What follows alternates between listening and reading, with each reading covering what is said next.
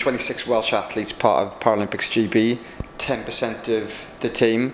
That must be very pleasing.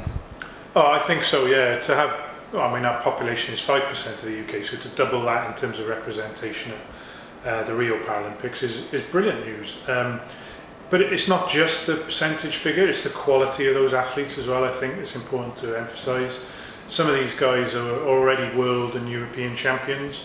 I think 9 are new as well, which is another figure that's worth emphasising within that 10%. And gaining selection itself is a fantastic achievement.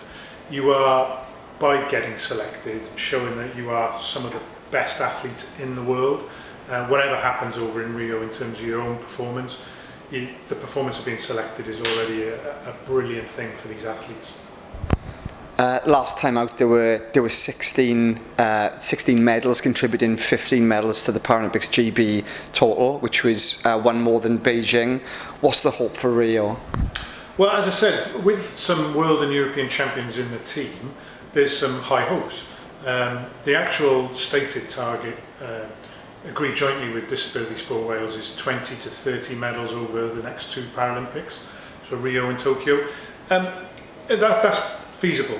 I think targets are there to aim for and to sort of make sure you're doing the right things and you're on the route. But I wouldn't be beholden to them.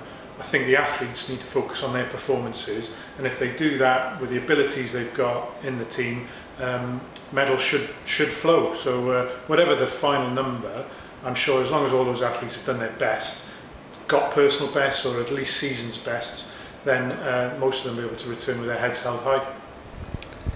Of course, many of the athletes train here at the Sport Wales Institute. What sort of preparation and training have they gone through, maybe in the years and particularly the months leading up to the Games?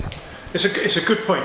We pride ourselves here at the Institute with the partnership we've got with Disability Sport Wales, and now lately over the last cycle towards these Paralympics with the relevant British governing bodies, it's a real joint approach. It's important for a lot of these elite disabled athletes that they are comfortable in the environment to get the best out of them, and I think that's what we give them. We don't make them overly comfortable, but we give them exactly what they need depending on their disability and their requirements.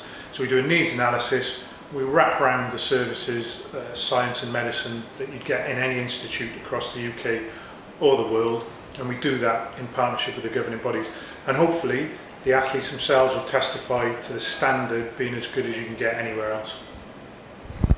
So, as you mentioned, a mix of experience and younger, newer athletes, at the Games in Rio. What are you most looking forward to? Well, I think any time the Paralympics come around, or even the Commonwealth Games when there's the disability events in there, it's an opportunity to regard these athletes as elite athletes. So that's what I'm looking forward to. People actually witnessing performances that make them think, crikey, these guys are proper top-level athletes, regardless of their disability.